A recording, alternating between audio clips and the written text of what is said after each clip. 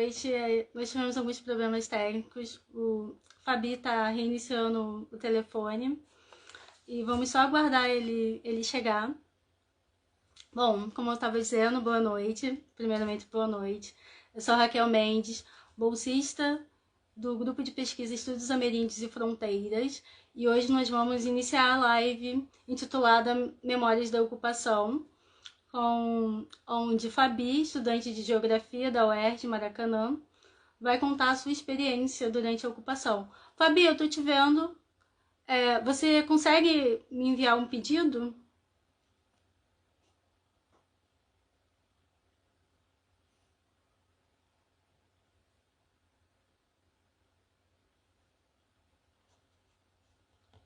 Fabi, você consegue enviar um pedido para entrar na live? Ao invés de eu te convidar, você solicita para participar. Já pediu? Ok.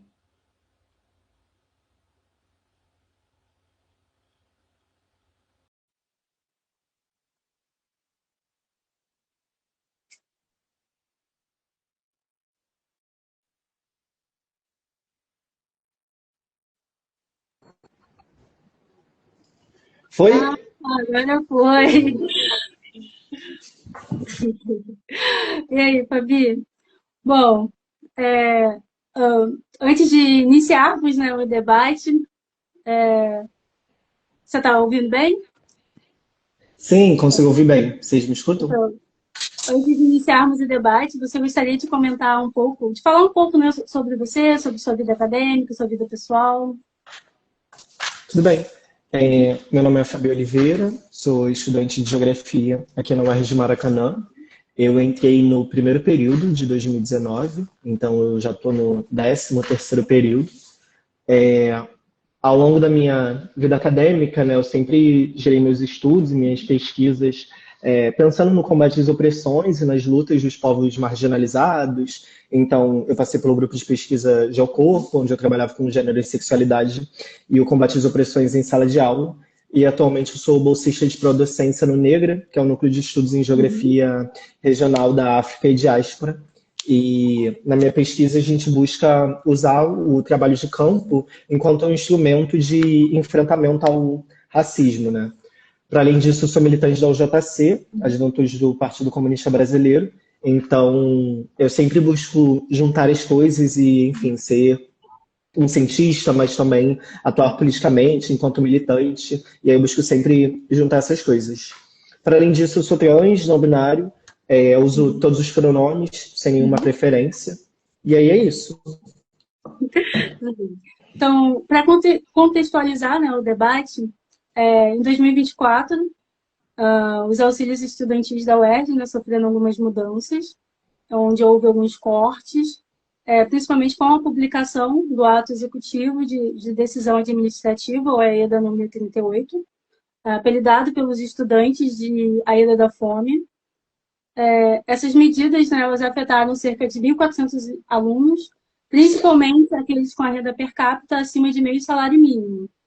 E nós gostaríamos de saber como foi receber essa notícia do corte dos auxílios e como esses cortes, como essa mudança afetou a sua vida acadêmica e pessoal. Olha, os cortes aconteceram nas férias, né? Se eu não me engano, eu acho que a ocupação da reitoria foi feita na sexta-feira, né? Então eu imagino que o AIDA tenha saído na quinta ou na quarta-feira. Eu lembro que eu estava na praia, eu estava no Leme, era, sei lá, 2 horas da tarde, eu estava com os meus amigos, e aí, de repente desceu essa AIDA, né, essa normativa da reitoria. Fiquei muito confusa, não tava entendendo direito, tipo, o que todo o documento significava. E aí, quando eu consegui fazer a leitura completa, né, dos AIDAs, eu fiquei completamente horrorizada, porque é isso, eram cortes que não me afetavam diretamente, porque eu sou cotista, então não existe AEDA que uma reitoria possa fazer que vá, enfim, cortar qualquer tipo de direito meu, já que a política de cotas é garantida por lei. Diferente da política de assistência estudantil daqui da UERJ, que, enfim, nessa construção desses auxílios, do auxílio transporte, do auxílio alimentação e da própria base, BAVES, foram construídas a partir desses AEDAs, então eles são bem frágeis. E, enfim, a parte de eu não ser afetada diretamente, não tinha muita possibilidade de eu me colocar enquanto, tipo, completamente alheia a isso, porque todos os meus colegas de classe, de curso, de campus foram afetados por isso, tá ligado? Então não tinha a possibilidade de eu ficar em casa, curtir minhas férias tranquilas, enquanto 1.400 outros estudantes simplesmente estavam sendo expulsos dessa universidade. E aí foi um grande choque. Uhum. Durante a ocupação de 2024, muitos estudantes da UERJ permaneceram acampados dentro da universidade durante muito tempo. Como foi? Você foi uma desses estudantes, né, que ficaram acampados, né? Como foi essa experiência para você? De acampar na Olha, universidade e estudar? muito complexo, né? Porque, enfim, foi um processo extremamente exaustivo, né? Porque é isso, você de fato não está mais em casa, a gente dormia, enfim, no chão mesmo, colocando algumas cobertas, às vezes ou outra a gente fazia uns rodízios de colchão de ar para a gente conseguir dormir, mas a maior parte das vezes a gente dormia no chão. Então era algo muito exaustivo, muito cansativo e principalmente ansioso, assim. Eu me sentia muito ansiosa o tempo inteiro, constantemente. Eu me sentia ansiosa quando eu acordava, porque era uma tensão constante de quando que a intimação vai chegar, quando que vai vir a reintegração de posse. E aí quando eu voltava para casa, que era a cada 2, 3 dias, eu ficava ansiosa porque eu só conseguia pensar na galera que tava aqui dentro. Então, foi tudo muito cansativo, mas ao mesmo tempo foi tudo muito bonito de se ver. Porque foi isso, né? Durante esses 57 dias a gente conseguiu garantir a alimentação de todo estudante que estava na ocupação, que era uma coisa que a universidade não estava garantindo, né? Já que o bandejão foi fechado diversas vezes enquanto a gente estava ocupando, e a motivação do bandejão ser fechado era justamente porque a gente estava ocupando a universidade. Então, apesar de ser muito estressante, muito ansioso, muito cansativo, era muito lindo ver que estava todo mundo junto, enfim, construindo uma unidade em prol dos estudantes dessa universidade, né? Dos estudantes marginalizados, dos estudantes precarizados, e a gente sempre buscava fazer isso da forma mais humana possível, né? Entendendo que os ocupantes já somos militantes, mas também nós somos pessoas, nós cansamos e nós precisamos, enfim, de um descanso, de um lazer, de um acolhimento, de um abraço. Uhum. Qual foi o momento E aí mais difícil foi, para você durante a ocupação? olha, para mim o mais difícil com certeza, eu vou dizer 2 dias. O dia que eu cheguei na ocupação, né, então, enfim, eu lembro que quando eu cheguei os portões estavam sendo trancados, já era tipo a ocupação foi feita na sexta, eu cheguei no sábado. E aí os portões tinham sido trancados. E quando eu entrei na universidade, e aí eu lembro claramente disso, que eu entrei pela entrada do metrô, da rampa. E aí as pessoas estavam concentradas no portão, na porta do João Lira, que dá para o portão 5, que dá para São Francisco Xavier. E aí, para eu conseguir chegar nesse ponto, eu tive que dar uma grande volta na universidade, né? Passando pelo Bosque, passando pelo Bandejão, passando pelo prédio inteiro. E aí, enquanto eu estava dando essa volta, eu conseguia perceber como eu estava sendo acompanhado pelos seguranças. E aí, cada vez que eu passava por um segurança, eu escutava um radinho tocando. Não, ele está passando por aqui. E aí, eu passava por mais um, e aí eles diziam isso. E aí, isso foi criando em mim uma angústia tão grande, que eu lembro que eu estava enfim, com um companheiro do lado, e eu só falei para ele, cara, acelera o passo, vamos dando rápido, não olha para trás, tipo, ignora esses seguranças. Porque é isso, eu comecei a me sentir acuada de uma forma que era uma sensação que eu nunca pensei que eu ia sentir nessa universidade, assim, que eu estava sendo tratado pelos seguranças daqui, que eu vejo todo dia, que eu dou bom dia constantemente, como se eu fosse um grande perigo, né? Tipo, como se eu estivesse aqui para destruir a universidade, como se eu fosse acabar com o ambiente, só que eu só estava na universidade como eu estava diariamente. Então isso foi muito desesperador. Eu lembro que quando a gente entrou no prédio, meu camarada, ele já tava aqui dentro, né? E aí eu lembro que a gente passou pela reitoria, todas as luzes apagadas, que tinha sido cortada a nossa luz, nossa água, e aí tudo tinha sido apagado. E é assim que eu subi a escada de emergência, eu vi meu camarada, eu só abracei ele e eu comecei a chorar, assim, tipo, sem parar. E aí, não baixando disso, eu acho que 1 ou 2 dias depois, veio um novo grupo de estudantes, né? E aí isso foi na segunda-feira, e aí foi a primeira vez que a reitoria suspendeu as atividades. E aí suspendeu as atividades, fechou os portões, as pessoas que queriam entrar na ocupação não queriam deixar. No meio disso, as pessoas tensionando para entrar na universidade, e foi a primeira vez que os seguranças bateram na gente. E aí eu lembro que isso era, cara, tipo, 7 horas da manhã, 7, 8 horas da manhã, meu turno na ronda de segurança era às 10, e aí meu camarada me acordou e falou, ai, Fabi, você precisa levantar. Aí eu, cara, por quê? Tipo, meu turno é só daqui a 2 horas. E aí ele falou, não, é que estão batendo na gente. E aí eu me gelei inteira, tipo, me gelei inteira, e eu comecei a mandar, enfim, áudios ligando para o instituto, tipo, completamente desesperada. Eu estava numa posição de vulnerabilidade que o Instituto de Geografia, nesses 5 anos de graduação, nunca me viu. Assim, tipo, eu chorando, falando, cara, não sei o que fazer, tipo, eu preciso que vocês venham na universidade, tipo, estão batendo na gente, tipo, não sei mais o que pode acontecer, assim. E aí, esse, com certeza, foi, tipo, o dia mais marcante, mais desesperador.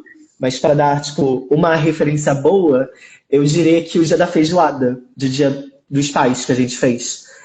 Foi a primeira atividade gastronômica que a gente fez assim.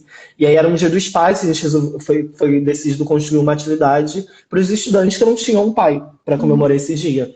Então a gente fez uma grande feijoada, foi lindo, enfim, com as doações que a gente recebeu. E todo mundo sentou em volta da mesa que tinha da reitoria para comer, que nem a gente comia, enfim, nos almoços, no café da manhã, na janta, que é algo que nem em casa eu tenho esse costume de fazer, né? De sentar e comer na mesa, porque eu não consigo encontrar com os meus pais. Então, para mim, foi muito marcante esse dia da feijoada no meio de tanto caos. Foi, tipo, muito lindo. Então teve um lado positivo, né? Muitos, muitos. Em relação à comunidade acadêmica, os professores, funcionários, técnicos, você acha que teve, vocês tiveram apoio ou você acha que teve alguma resistência? Então, eu vou falar mais pessoalmente da geografia, que é de fato um caso mais particular do resto da universidade, porque a gente conseguiu construir uma unidade com o Instituto, né, muito mais do que só um apoio, a gente construiu uma unidade com o Instituto que nenhum outro curso dessa universidade teve, né? Então, o Instituto de Geografia, tanto a direção, quanto os seus técnicos, quanto os professores, estiveram, tipo, a nosso dispor a todo momento, né? Eu lembro que o Instituto de Geografia abria todos os dias, alguém estava lá no Instituto de manhã até à noite abrindo a secretaria para caso a gente tivesse qualquer problema, qualquer situação de agressão, tipo, a gente corria para lá. O Instituto apoiou a gente diversas vezes na hora de fazer tipo, as denúncias à agressão dos seguranças, as denúncias tipo, ao autoritarismo da reitoria, para além da ajuda prática no dia a dia. Né? Então a gente recebeu tipo, muitos legumes, muitas frutas, a gente recebeu tipo, doação de pack de cigarro, porque é isso, tipo, muita gente na ocupação que é isso, viciada em cigarro, as pessoas não iam conseguir tocar as tarefas bem sem lidar com a sua condição, a gente não tinha esse dinheiro para comprar, porque é isso, né? Acaba se tornando um pouco um luxo, porque a gente precisa comprar os legumes, as verduras, que eram umas coisas muito poucas. Então a gente recebeu essa doação de cigarro também, que é uma coisa assim, pode ser vista como muito supérflua, mas foi muito bonito de receber isso. E, para além disso, o apoio, a presença dos professores na ocupação, né? E eu vou falar mais disso um pouco mais para frente, mas a gente construiu diversas atividades em conjunto com o Instituto, então os professores deram muitas aulas públicas, eu vi professor, tipo, sentado no alto do queijo no chão, vigiando piquete, tá ligado? Então, e é uma coisa que não me surpreendeu, tipo, de forma nenhuma, aqui na geografia, porque de forma nenhuma o que a gente construiu na ocupação se dissocia do que a gente estuda em sala de aula, sabe? Tipo, o que a gente aprende no curso de geografia é justamente a tensionar o espaço, tipo, a tensionar o território, a fazer essa disputa, né, contra o poder, contra o Estado, contra a classe dominante.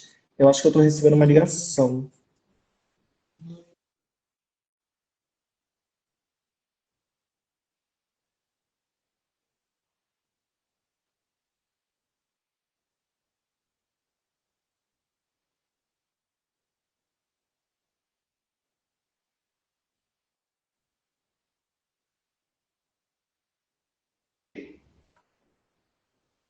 Voltou?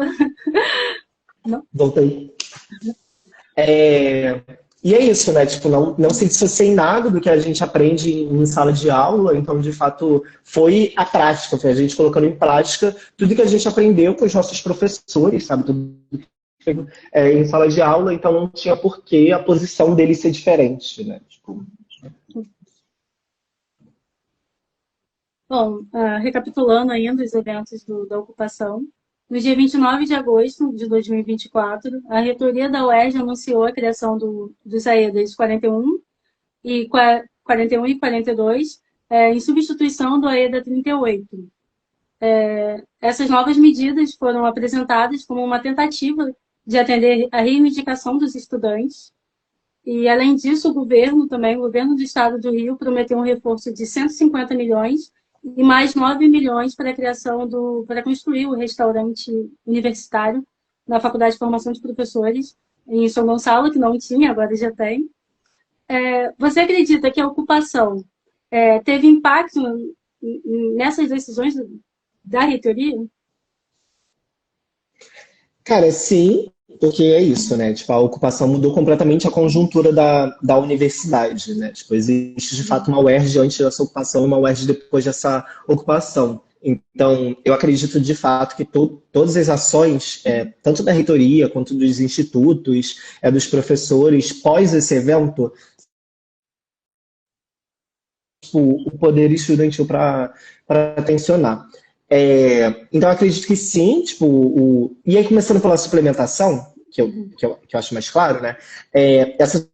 Eu lembro que em algum momento da ocupação, acredito que no primeiro mês, a gente marcou esse ato na Secretaria de Ciência e Tecnologia, justamente considerando, enfim, as necessidades da UERJ, né? Eu acredito que esse ato foi puxado pelo Fórum dos Educadores do Estado do Rio de Janeiro, tenho quase certeza que foi isso. E aí, em determinado momento do ato, a gente, enfim, estoura os portões da Secretaria de Ciência e Tecnologia, a gente ocupa a secretaria, e aí, em determinado momento, enfim, eles aceitam conversar com a gente, então sobe uma comissão de negociação para conversar diretamente com o secretário, eu não lembro qual o nome dele, mas enfim, e a partir disso, a gente apresenta a necessidade orçamentária da UERJ para a gente conseguir pagar, enfim, para a gente conseguir sustentar a política de assistência estudantil. E, enfim, essa suplementação, ela vem depois dessa ocupação, né? Então, a gente entende que essa suplementação ela foi um resultado do tensionamento dos estudantes, não só ocupando a Universidade do Estado do Rio de Janeiro, mas também ocupando a Secretaria de Ciência e Tecnologia. Para além disso, os AEDA 41 e 42, eles de fato vêm como uma tentativa de abarcar, de certa forma, a ação estudantil. Mas eles não de fato conseguiam abarcar isso de fato, porque primeiramente, né, que nenhuma dessas políticas foi construída com a base estudantil, que era o que a gente estava pautando desde o início, né? A política de assistência estudantil tem que ser pautada pelos estudantes. E aí, enfim, esse AEDA, ele não foi discutido não só não foi discutido com a base estudantil, como ele de fato não rompe de fato com a lógica dos AEDAs 38, enfim, os AEDAs da fome. Eles, de fato, não é um AEDA tão violento quanto o 38, que, enfim, colocava o critério para ser meio salário mínimo, mas ele continua com algumas problemáticas muito semelhantes, né? Então, tinha toda a questão da BABES. A gente tem um limite de 2 anos, 24 meses, para você usar BABES. Depois de 2 anos, você não tem mais direito a BABES. Sendo que, enfim, depois de 2 anos de graduação, os estudantes continuam na mesma situação econômica. Eles estão, basicamente, por causa de uma bolsa de pesquisa, por causa de um estágio, que não são todos os estudantes conseguem ter, a gente consegue ter uma renda para conseguir se sustentar sem essa bolsa, né? Então, o que a gente defendia constantemente era a gente precisa ter uma BABES que dure a graduação. A BABES não pode ser limitada a apenas 2 anos. Então, a gente, de fato, esses AEDAs, eles, de fato, não contemplam o tamanho da necessidade dos estudantes da UERJ, né? E aí, porque é isso, no final do dia, a nossa luta, né, ela deveria ser com o Estado do Rio de Janeiro, era para ser uma luta para travar contra o orçamento do Estado do Rio de Janeiro. Só que a gente estava tendo uma posição da reitoria, né, que de fato não permitia que a gente lutasse direto contra o Cláudio Castro, porque, enfim, de fato, aceitar um orçamento rebaixado da universidade, aceitar um orçamento que era infinitamente inferior às necessidades que a gente tinha, e aí, a partir dessa decisão, né, a partir desse orçamento horrível, né, se acata o orçamento do Cláudio Castro e se corta justamente das populações mais fragilizadas da universidade, né? Que, enfim, começa-se pelo ataque aos terceirizados, que estavam tendo seus pagamentos atrasados, que sofreu uma série de assédios morais, isso sendo completamente ignorado pela universidade, e aí chega no movimento estudantil, né? Então a gente tem o corte das bolsas, o corte dos auxílios, e agora está chegando nos técnicos, né? Enfim, está chegando nos técnicos há um bom tempo. Mas as paralisações têm ficado cada vez mais intensas. Então a corda ela sempre vai arrebentando do lado mais fraco até a gente chegar de fato numa crise completa da universidade em que a gente, enfim, não vai ter orçamento para fazer nada, porque é isso. A tendência é o Estado ir cortando cada vez mais o nosso orçamento, assim como foi desde 2015, sabe? Desde 2013, quando a UERJ era usada como um laboratório para experimentar, de fato, os cortes dos orçamentos das universidades, né? E aí essa política foi se expandindo para as universidades federais, mas é isso. Após os 56 dias, né, de ocupação do pavilhão João Lida Filho, no campus do Maracanã, a Justiça determinou a desocupação do espaço e autorizou o uso da força policial. Além disso, foi imposta uma multa diária de 10 mil aos responsáveis pela ocupação, incluindo 4 estudantes e um servidor da universidade. Você poderia relatar como foi para você essa possibilidade de punição e ação judicial?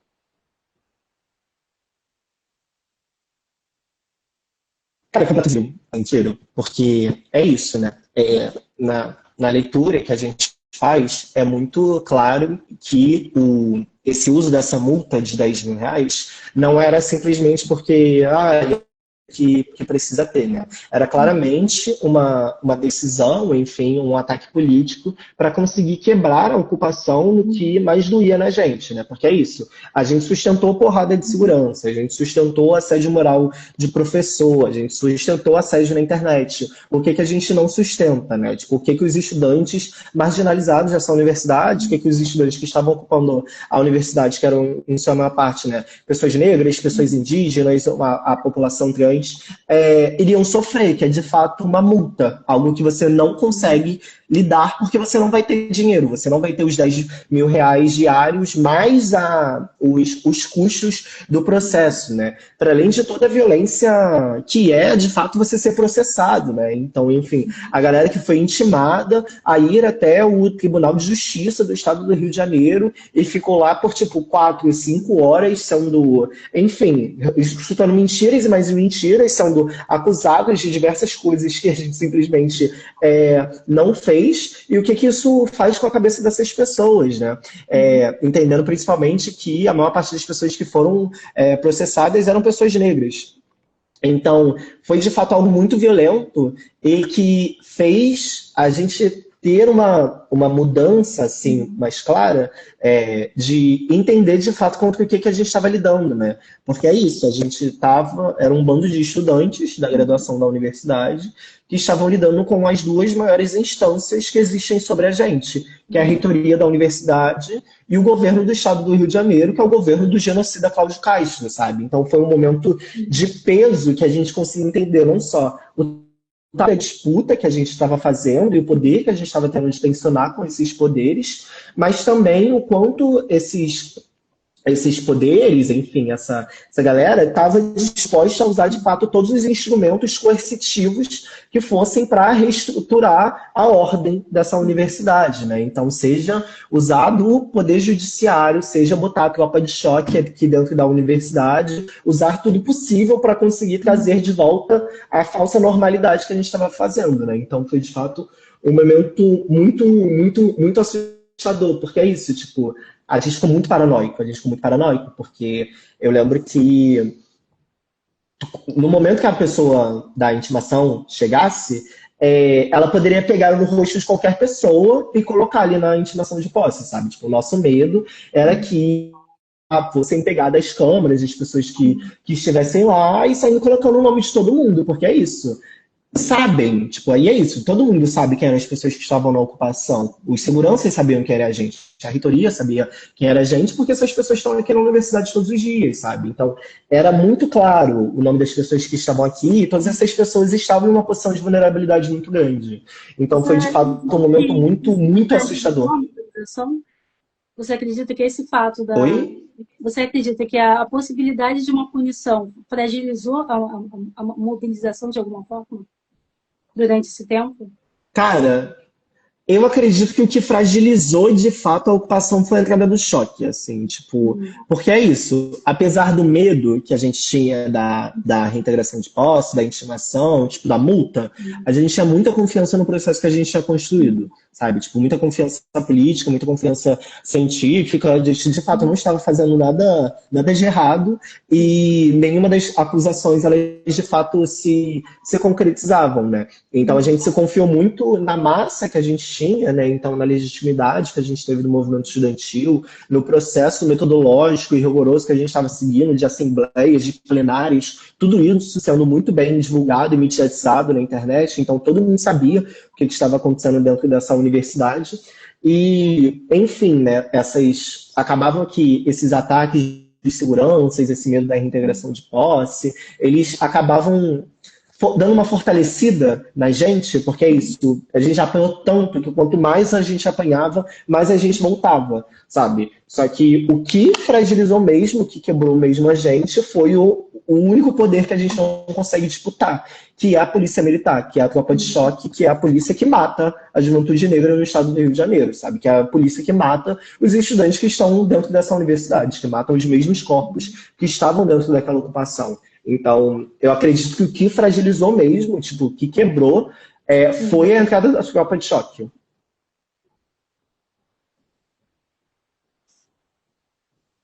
Bom, a ocupação, né, apesar de ser uma manifestação legítima, né, contra os cortes dos auxílios estudantis, recebeu críticas de diversos setores que apontaram impactos negativos no funcionamento acadêmico e administrativo da universidade. Teve críticas da própria mídia, né, que também divulgou a ocupação durante esse tempo. E como você avalia essas críticas? Então, é isso, né? Como nós éramos só um grupo de só estudantes ocupando a universidade, a gente não tinha o mesmo acesso à máquina de propaganda que a reitoria e o governo do estado tinha, né? Então, sempre ficava notícias de jornais, entrevista na Globo, pareceres da universidade, declaração oficial, contra os nossos vídeos e postagens no Instagram. Então, era muito fácil dessas críticas que são mentirosas, que são falsas, se espalharem, né? O que a gente defendeu na ocupação, do início ao final, todos os dias, era que aquela ocupação deveria ser uma ocupação aberta, uma ocupação viva. O que diferencia essa ocupação da universidade de outras ocupações, né? É uma ocupação de reivindicação, não é uma ocupação de moradia. Então, o peso das nossas ações, a forma como a gente se comporta, é diferente, porque a gente não estava lá porque, enfim, a gente precisava morar nesse terreno da universidade. A gente estava reivindicando, enfim, o retorno dos auxílios. Então, a nossa intenção, de forma nenhuma, era esvaziar a universidade, atrapalhar o funcionamento dela. O que a gente queria fazer era tensionar o espaço e usar de algo que é primordial para, enfim, para esse funcionamento falso, em uma falsa regularidade da universidade, que é a aula em sala de aula.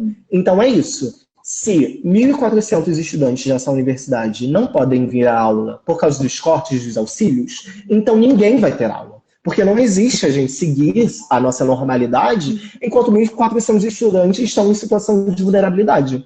Então o que a gente faz a partir disso? Cara, vamos piquetar tudo, não vai ter aula dentro de sala de aula, e é isso, nós vamos construir com as nossas construções fora de sala de aula. Então, o que a gente pensava, né, era justamente a necessidade de fazer uma ocupação que fosse construída em cima do que a gente é. Nós somos os produtores de ciência, tecnologia e arte dessa universidade. Então, nós vamos construir a ocupação produzindo ciência, tecnologia e arte.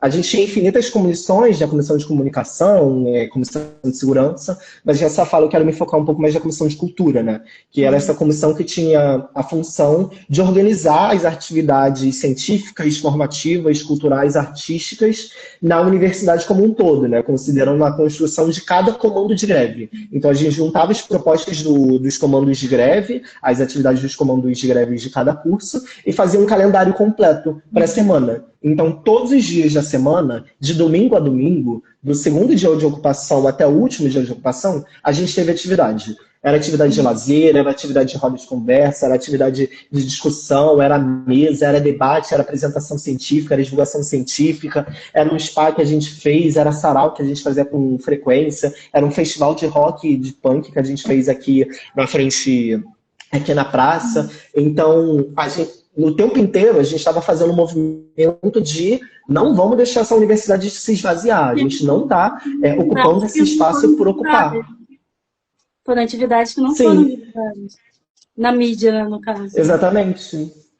Sim, e é isso que é triste, sabe? Porque cria-se uma imagem de que a frente do prédio estava toda tampada, né? E aí, por que está tampada? Porque eles estão fazendo coisas que eles não deviam. E aí, o que a gente estava fazendo? Literalmente sentado no chão, tendo uma roda de conversa, tendo discussões sobre infinitos fatores que envolvem principalmente o que a gente estuda. Essas atividades muitas vezes eram construídas com os institutos, então a gente trazia os professores dos institutos, a gente trazia professores convidados, enfim, a gente buscava sempre ter um protagonismo estudantil nessas atividades, né, na condução dessas atividades, mas a gente entendia sempre a importância da unidade, né? Então, essas atividades elas foram construídas o tempo inteiro, a gente não impediu de fato o funcionamento de coisas administrativas da universidade, a gente só tinha, acredito, que poucas regras de entrada na universidade.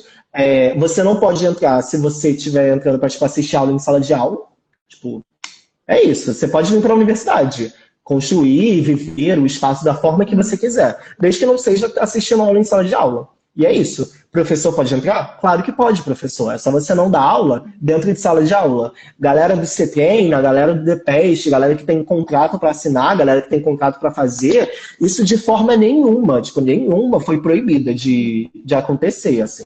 Tipo, era de fato, a universidade estava aberta. A universidade estava aberta o tempo inteiro. A gente só estava sentado na porta, lembrando a galera. Os estudantes estão sendo expulsos da universidade. Vocês não vão agir com normalidade. E é isso. A gente não permitiu que ninguém agisse com normalidade.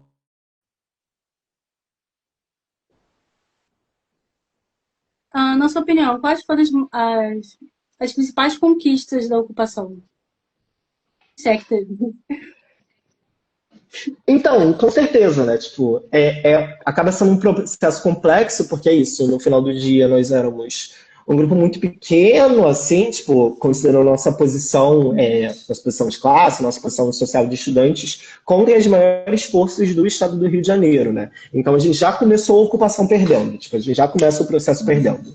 E aí, pelo que eu lembro das nossas das medidas iniciais, né, então das nossas propostas iniciais, o que a gente estava pedindo, era uma revogação total dos AEDAS, revogar os AEDAS e retomar, tipo, minimamente, né, de forma inicial, retomar como eram os auxílios antes, eles não podem acabar sendo nada, e a partir disso a gente desenvolver uma nova política de assistência estudantil que fosse pautada pelos estudantes. E aí, junto disso, vieram as necessidades.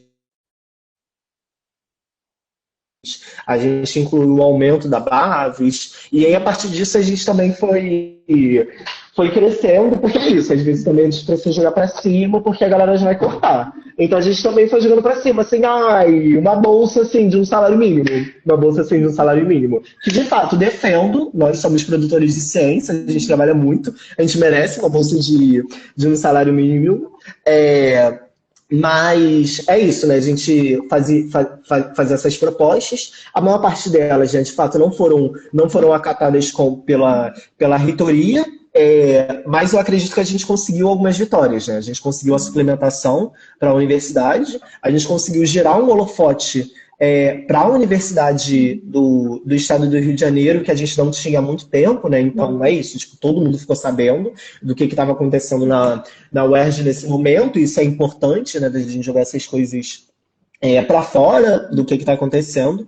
E, para além disso, a gente tem, de fato, uma mudança na dinâmica da universidade, né? Então, a partir disso, de fato, se desenvolveram alguns GTs puxados pela PR4, esses fóruns para fazer a elaboração do novo plano de política de assistência estudantil da universidade. E essa elaboração, enfim, tem diversas problemáticas, né, porque era um trabalho que era para o DCE estar fazendo, né, o DCE não puxou esses fóruns, esses conselhos, então quem puxou foi a PR4, e a gente, enfim, né, sempre que a gente tem esses diálogos que não são feitos entre os estudantes, a gente tem atritos. Então, a partir disso, se desenvolveu uma minuta para a política de assistência estudantil que de forma nenhuma contemplava as coisas que a gente necessitava, né? Só que essa minuta foi colocada tinha sido colocada para a gente discutir de uma forma completa, né? De uma forma ampla, com uma audiência pública, mas essas coisas não aconteceram. Eu colocaria que a nossa maior conquista foi, de fato, o reaquecimento do movimento estudantil. Essa universidade é outra, tipo, os estudantes agora, tipo, essa geração, tipo, nova, que é a minha geração, né, de 2000, que é a galera que entrou em 2019, que não viveu a ocupação do Bandejão, que não viveu a ocupação de 2015, que não viveu as movimentações de 2013, então conhecendo um movimento estudantil muito desmobilizado pós-pandemia, muito fragilizado, conseguiram ver o poder que a gente tem de tensionar com essa universidade e da gente nos fazermos sermos ouvidos, tá ligado? Se os caras não querem escutar a gente fazendo uma nota, não querem escutarem a gente fazendo uma reunião, então a gente vai fazer barulho do lado de fora, porque soltaram os capetas, até a gente ser escutado, tá ligado? Então a gente, de fato, mudou o funcionamento dessa universidade, né? Tipo, a gente criou uma noção de unidade e desenvolveu o entendimento do porquê que a gente precisa tanto ter uma união dos três setores, né? Porque é isso, a ocupação teria sido muito vitoriosa, a greve teria sido vitoriosa se a gente tivesse uma greve geral dos três setores, se a gente tivesse uma greve dos técnicos, dos professores, dos estudantes, que não aconteceu por, enfim, inúmeras questões de conjuntura, cada setor tem o seu processo, mas é sobre esse aprendizado, né? E aí é isso. Emendando com o que você está falando aí sobre a relação dos funcionários do corpo acadêmico, em relação à convivência entre os estudantes e os trabalhadores da universidade, como professores, técnicos e funcionários, o que você acha que ficou de aprendizado pós-ocupação e que caminhos você vê para que essa relação melhore no futuro? Antes de responder essa pergunta, eu só queria adicionar uma conquista que eu não falei na outra, que a gente desenvolveu uma comissão de combate às opressões, né? Foi uma das primeiras comissões que a gente fez, para, enfim, de fato, lidar com toda e qualquer denúncia de algum tipo de opressão dentro da ocupação, dentro e fora da ocupação. E é um trabalho de acolhimento com as pessoas que faziam as denúncias, a gente chamava essa linha com lanchinho, puff, ambiente agradável. E essa comissão ela foi muito legitimada na ocupação, né? Então, sempre paravam para ouvir a Comissão de Combate às Opressões. Todo dia a gente falava da Comissão de Combate às Opressões. E uma das coisas que a gente conquistou foi que durante os 57 dias de ocupação, pelo menos na UERJ de Maracanã, a gente não permitiu a entrada de nenhum assediador ou abusador que tivesse sido denunciado para a gente. Então, de fato, a gente construiu um espaço de acolhimento dentro dessa universidade que simplesmente não tinha sido visto antes, né? Tipo, eu defendo muito a Universidade Popular, que é essa universidade construída pelos estudantes, que de fato é um espaço nosso, é um espaço que é dirigido para a gente, é um espaço acolhedor, e a gente chegou perto dessa Universidade Popular durante essa ocupação, porque é isso, a Comissão de Combate às Opressões e o entendimento do combate às opressões enquanto fundamental para qualquer construção, nossa, eu acho que foi a nossa maior conquista. Mas é isso, agora a gente pode ir para a próxima pergunta. Quer que eu pode repetir, por favor? Em relação à convivência entre os estudantes e os trabalhadores da universidade, como professores, técnicos e funcionários em geral, o que você acha que ficou de aprendizado após a ocupação e que caminhos você vê para que essa relação, né, melhore no futuro? Cara, eu acho que de aprendizado Eu acho que principalmente a gente entender que a gestão está distante. A gente tem muito essa noção de distanciamento dos professores universitários, enfim, por causa dos títulos, por causa da hierarquia da academia, o capitalismo cria esse distanciamento, mas a gente precisa entender que no final do dia a gente não está distante, porque nós compomos a mesma classe, nós compomos a classe trabalhadora, nós, os técnicos, os terceirizados. Então, se a gente tem qualquer tipo de questão na universidade envolvendo... Ai, meu bateria vai acabar envolvendo os estudantes, os técnicos, enfim, a gente precisa levar isso para o conjunto, sabe? A gente precisa lutar com comunidade. Eu acho que é principalmente isso que a gente vai levar, sabe? Tipo, a possibilidade, a necessidade da gente dialogar e que da gente construir conjuntamente, porque não existe o porquê a gente não fazer essa construção conjunta. Porque quando a gente faz é lindo, assim, tipo... E é isso, né? A gente conheceu mais profundamente ainda, principalmente as terceirizadas nesse momento, né? Teve um momento da ocupação em que os terceirizados não tinham sido pagos, o pagamento deles não foi feito ainda. E aí, o que foi tirado pelos estudantes era que, então, a gente vai fazer um piquete humano na frente do prédio e a gente não vai permitir terceirizado, tem que trabalhar sem estar recebendo da empresa, porque é isso. Se eles estiverem dentro do prédio, eles têm que trabalhar. Mas aí, se você não está dentro do prédio, meu amor, porque os estudantes não estão deixando você entrar, aí você não tem, enfim, você não vai ser descontado, você não tem essas outras violências. Então, a gente construiu uma aproximação muito maior com os outros setores que não pode ser perdida de forma nenhuma. E aí, eu vou muito rapidinho na sala ao lado pegar um carregador para a gente conseguir terminar. E eu volto em 2 minutos. Tá bom, espero.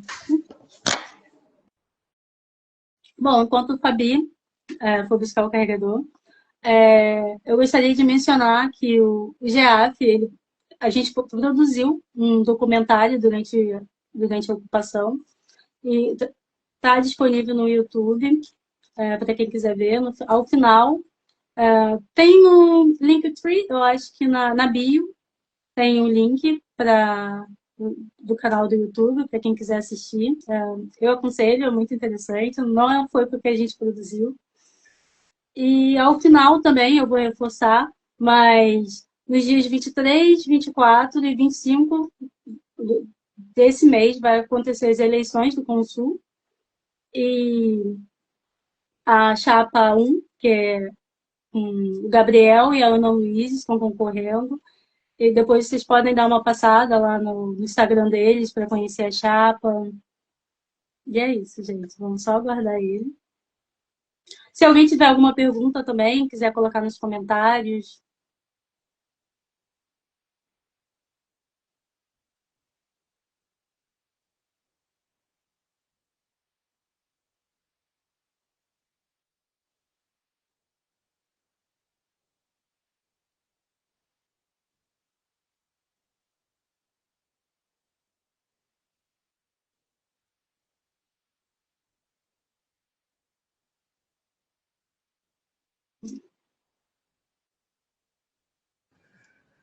Oi, voltei.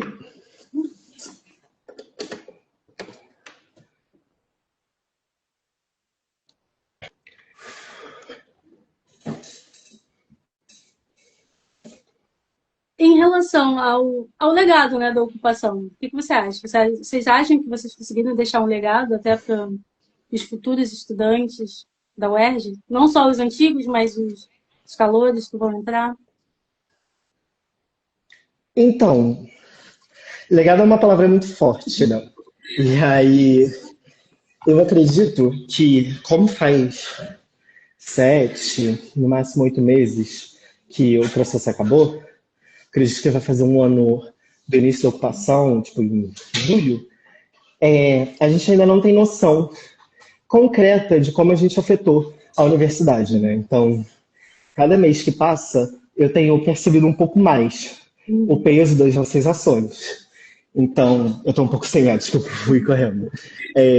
Então, tipo, demorou até o processo acabar, se resolver toda a reintegração de posse, o ano acabar. Tipo, só em janeiro desse ano, eu me toquei do quanto o meu rosto estava em todos os lugares.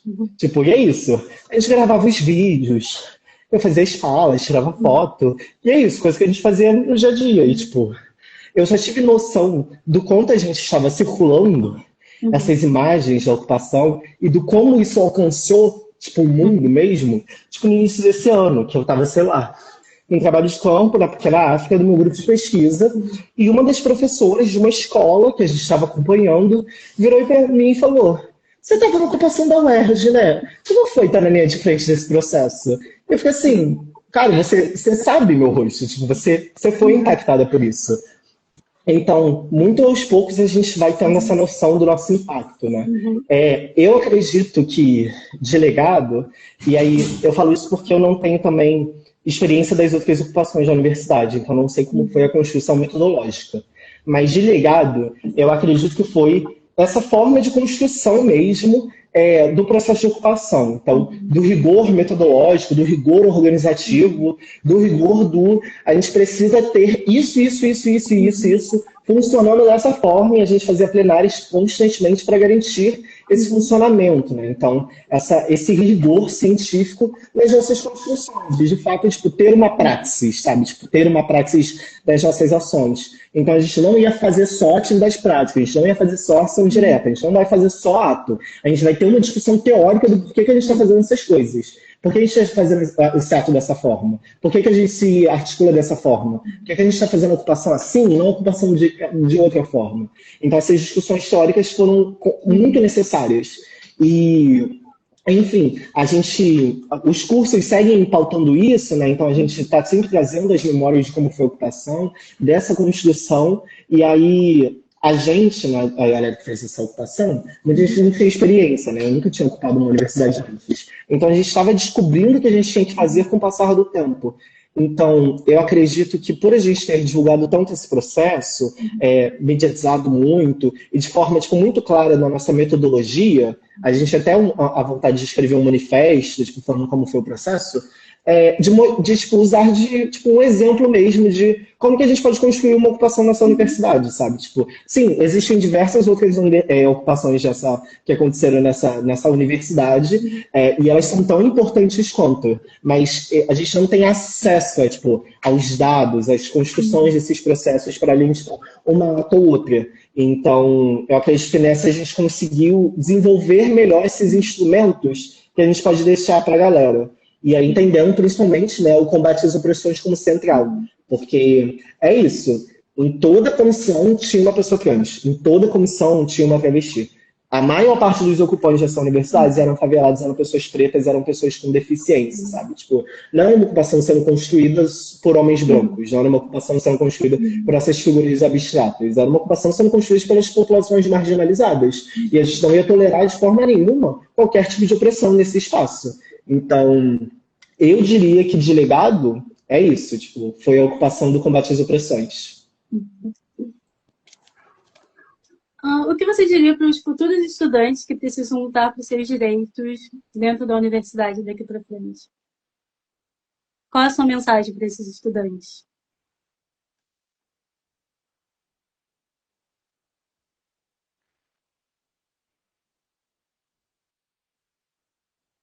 Fabi?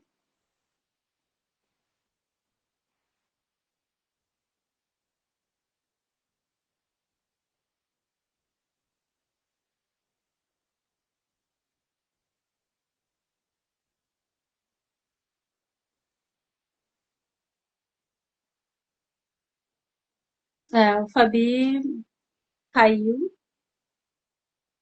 Fabi caiu, mas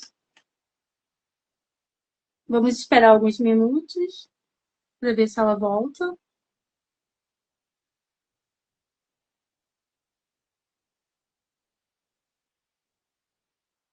Bom, só faltava apenas uma pergunta, vamos esperar para ver se ela volta para essa mensagem, né, para os futuros estudantes.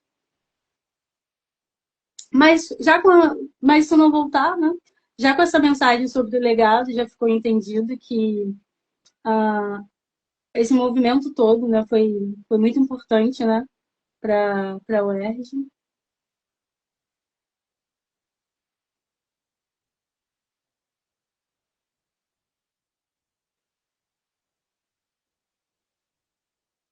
É isso, gente. A gente vai encerrar a nossa live.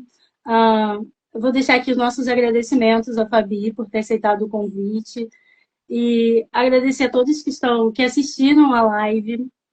E é isso. Não esqueçam de votar de acompanhar as eleições do Consul, dia 23, 24 e 25.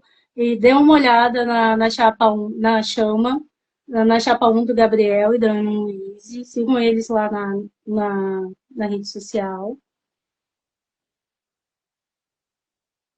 Fabi vai entrar.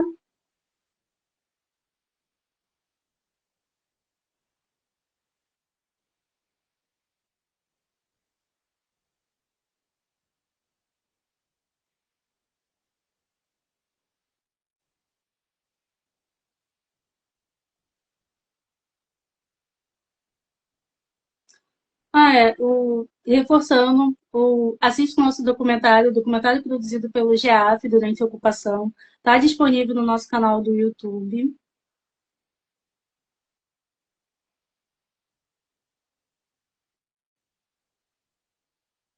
É isso, gente. Muito obrigada pela participação de todo mundo. E estamos encerrando a live. Boa noite a todos.